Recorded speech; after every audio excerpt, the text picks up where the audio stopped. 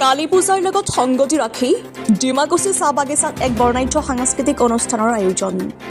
ডিমাকুছী চাহ বাগিচা যুৱ ছাত্ৰ আৰু অসম চাহ মজদুৰ সংঘৰ সৌজন্যত ২২তম বাৰ্ষিক শ্ৰেষ্ঠ বঁটা বিতৰণী অনুষ্ঠান ২০২৫ সফলভাৱে অনুষ্ঠিত হয়। ওদালগুৰি জিলাৰ ডিমাকুছী চাহ বাগিচা প্ৰেক্ষাগৃহত আয়োজিত এই অনুষ্ঠানত বৃহৎ সংখ্যক ৰাইজৰ উপস্থিতি দেখা পোৱা যায়।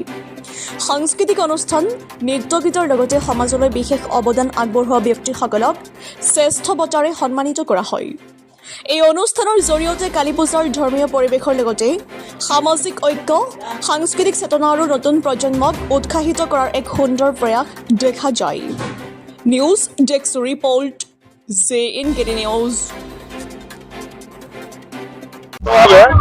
ডিমাকুছী চাহ বাগিচা প্ৰেক্ষাগৃহত প্ৰায় ৫ দিনীয়া কাৰ্যক্ৰমৰ ভিতৰত ডিমাকুছী যুৱ ছাত্ৰ, ডিমাকুছী অসম চাহ কৰ্মচাৰী সংঘ, ডিমাকুছী চাহ মজদুৰ সংঘৰ সৌজন্যত এই ৫ দিনীয়া কাৰ্যক্ৰমৰ কাৰণে শ্ৰী কালী পূজাৰ আয়োজন কৰা হৈছে।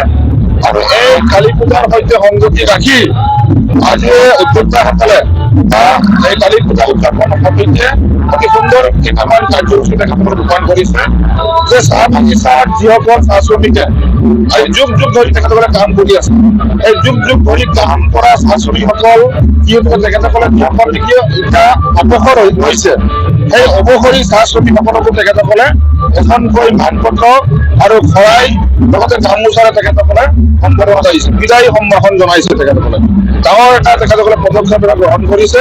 তাৰ সমান্তৰালভাৱে এই ২০২৫ বৰ্ষত যিসকল চাহ শ্ৰমিকে চাহ বাগিচাত শ্ৰমিক হিচাপে কাম কৰি আছে, যিসকলে নেকি কোনো ধৰণৰ ক্ষতি নকৰাকৈ চাহ শ্ৰমিক হিচাপে কাম কৰিছে, সেইসকল চাহ শ্ৰমিককো তেখেতসকলে উৎসাহ উদ্দীপনা দিবৰ বাবে এখনকৈ গামোচা মানপত্ৰৰে তেখেতসকলে সম্ভাষণ যাচিছে। তাৰ সমান্তৰালভাৱে ২০২৫ বৰ্ষৰ হাইস্কুল শিক্ষান্ত পৰীক্ষা আৰু উচ্চতৰ মাধ্যমিক চূড়ান্ত পৰীক্ষাত সুখ্যাতিৰে উত্তীৰ্ণ হোৱা কৃতি ছাত্ৰ ছাত্ৰীসকলকো তেখেতসকলে সম্বৰ্ধনা জনাইছে। এই তিনিটা যি কাৰ্যসূচী আমি দেখিবলৈ পালো, যিহেতুকে মই ওদালগুৰি জিলা সমিতি আছাম সভাপতি হিচাপে মোকো যিহেতুকে এই কাৰ্যসূচীত এই বঁটা বিতৰণী কাৰ্যসূচীত আমন্ত্ৰণ জনালে আৰু মই দেখিলো যে আচলতে কোনো ধৰণৰ তেনেকুৱা কোনো বাগিচাত গৈ তেনেকুৱা কোনো ধৰণৰ এনেকুৱা ধৰণৰ কাৰ্য আচলতে দেখিবলৈ পোৱা নাছিলো। এটা সুন্দৰ কাৰ্যসূচী তেখেতসকলে ৰূপায়ণ কৰিছে। কাৰণ আমি তেখেতক ধন্যবাদ দিব বিচাৰিছো আৰু তেখেতক সুস্বাস্থ্য কামনা কৰিছো যে চাহ শ্ৰমিকসকলক আচলতে মেনেজমেণ্টে সফলতা দিব লাগে, মেনেজমেণ্টে এইখিনি সন্মান দিব লাগে।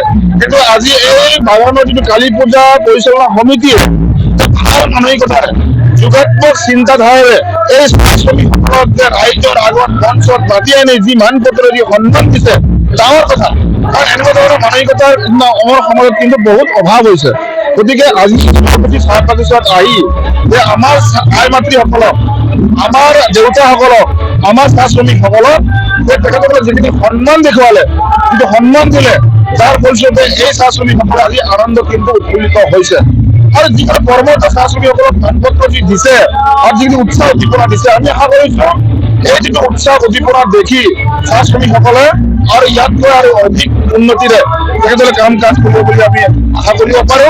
কিয়নো আজি চাহ বাগিচা অঞ্চলবিলাকত বহুত জেগাত আমি কালী পূজা আমি দেখিলো, কিন্তু এনেকুৱা ধৰণৰ কাৰ্যসূচী আচলতে সংযোজন কৰা আমি দেখিবলৈ নাপালো।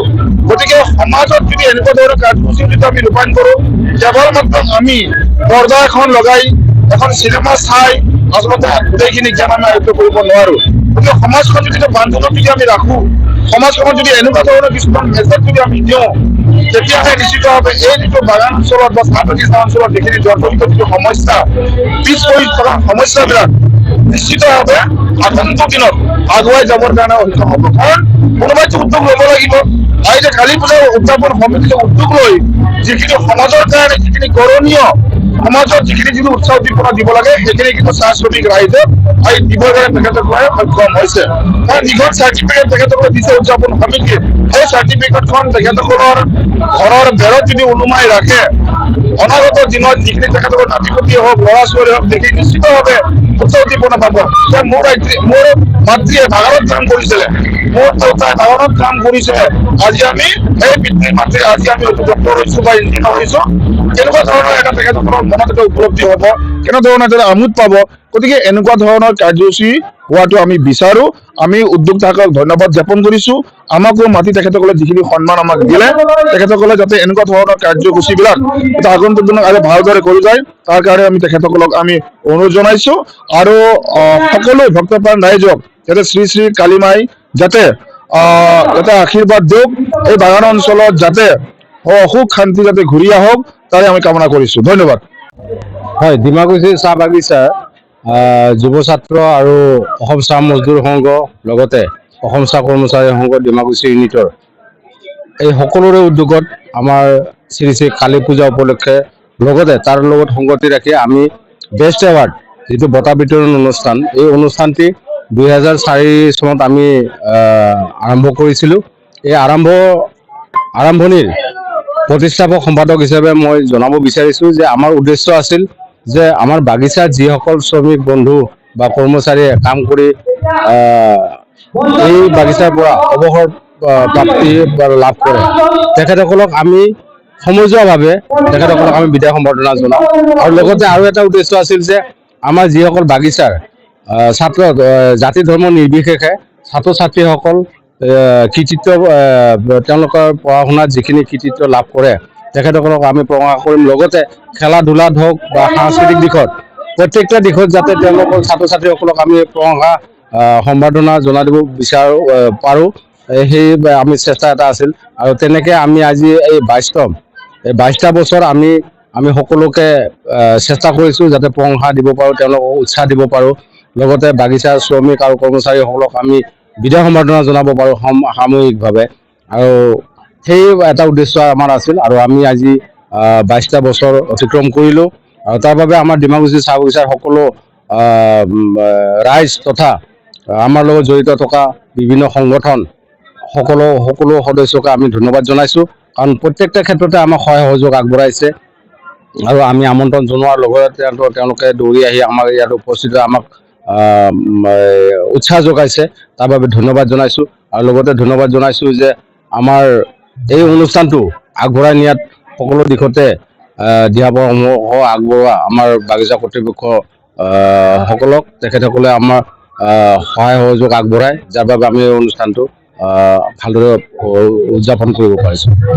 আৰু ইয়াৰ লগতে আমি ডিমাকুছী চাহ বাগিচাৰ তৰফৰ পৰা তথা আমাৰ শ্ৰী শ্ৰী কালী পূজা তথা বেষ্ট এৱাৰ্ড চেলিব্ৰেশ্যন কমিটিৰ তৰফৰ পৰা অসমৰ সকলো ৰাইজকে আমি নতুন বৰ্ষৰ শুভেচ্ছা জনাইছোঁ।